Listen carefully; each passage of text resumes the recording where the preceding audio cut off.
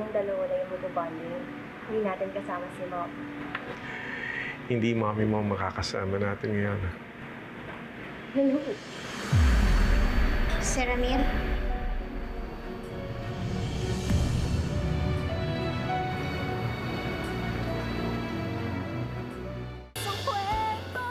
Akala ko ba magbabonding tayo? Akala ko babawi ka sa akin. Eh, anong ginagawa ng babae niyan dito? Tracy, please, kumalma ka muna. Pinapunta ko dito si Lilet. Hindi lamang siya ako may kasalanan. Malaki na kasalanan ko sa ate mo. And I wanted to take this opportunity para mag-apologize sa inyo. Sir Ramir, aalis na lang po ako. What are you waiting for? Alis na! Leave! Sandali, Lilet. Huwag kang aalis. Pagbigyan na ako. Gusto ko lang humingi ng tawad. Kasalanan ko kung bakit lumaki ang animosity between the two of you. I want to apologize. Gusto ko ulit maging buo ang pamilya natin. You tricked me. Akala ko pa naman. So all this time, nakipagbati ka sa akin para lang i-force ako na patawarin yung anak mo sa labas? Trixie, please. No, Dad. Hindi ako makikipagbati sa babaeng yan.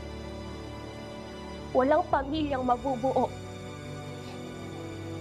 Dahil kahit kailan, hindi ko ituturing na kapatid yung freak na yan.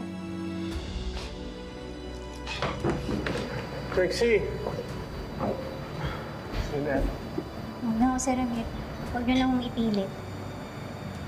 Masyado pang sariwa yung sugat eh. Hindi ho basta-basta maghihilom yun.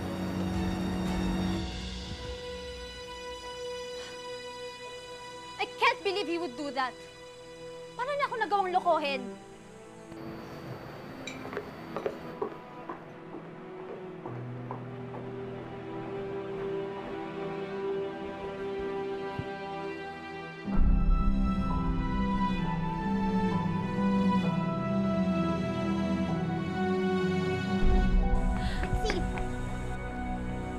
What the hell do you want, Lilet?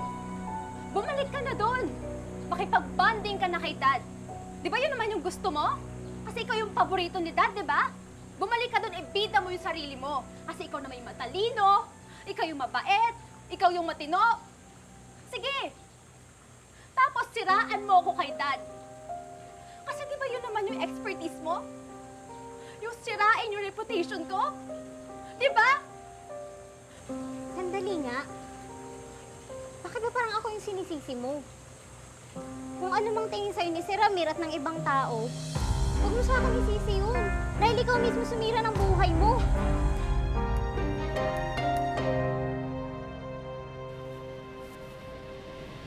Ma'am, mauna ka na sa loob ng restaurant. Paghahanap lang ako ng parking. Hindi na. Sabay na tayo. Hintayin kita. Go ahead na. Ayokong naglalakad ka. I'll be with you shortly. Okay, sige. I'll just order our food and then hintayin kitang dumating bago ko kumain.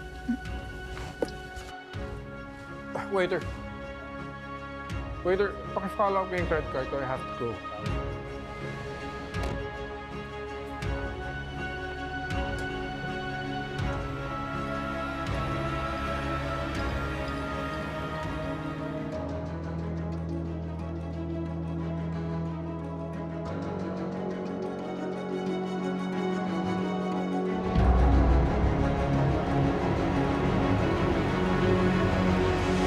I wouldn't hit rock bottom kung di dahil sa'yo, Lilet. Hindi mangyayari sa akin to kung di dahil sa'yo. You had the chance to save me kung tinulungan mo ako sa kaso. Kung alam mo lang, hindi rin naman naging madali sa akin kalabanin ka sa korte. Masakit din sa akin yun dahil pamilya yung tingin ko sa'yo. Pamilya? You're never a family, Lilet. Isa ka lang ex-kasambahay/kasampit. Ungrateful na walang ibang ginawa kundi ibagsak ako sa kaso. Trixie, may tungkulin ako. Tungkulin kong ipaglaban kung ano yung tama. Kaya wag mo kong isumpa dahil hindi kita kinampihan. Hindi ka naman tama eh. Well. You must be Trixie Engano. Attorney Aira Simmons.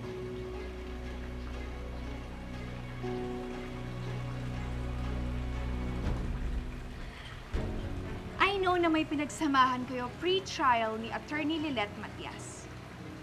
And she's your ungrateful ex-kasambahay and ex-sampid. You know what? You shouldn't be surprised na hindi nag-side si Lilet sa'yo about that rape case against Ino. Because I know that all her life, I'm sure inggit na inggit siya sa'yo.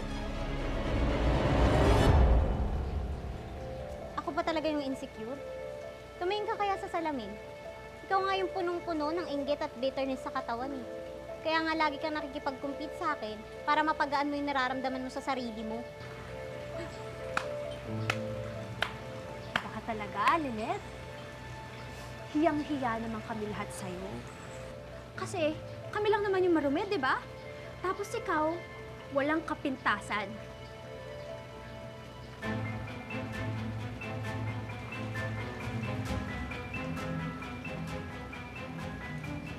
You know what?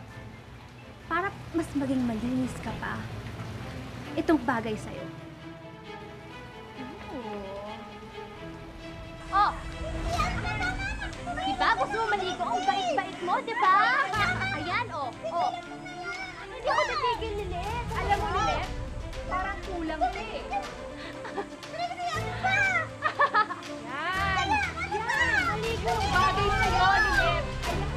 Maligo ka! Ang bait mo, diba? Ayan! Wala kang kasamaan, diba?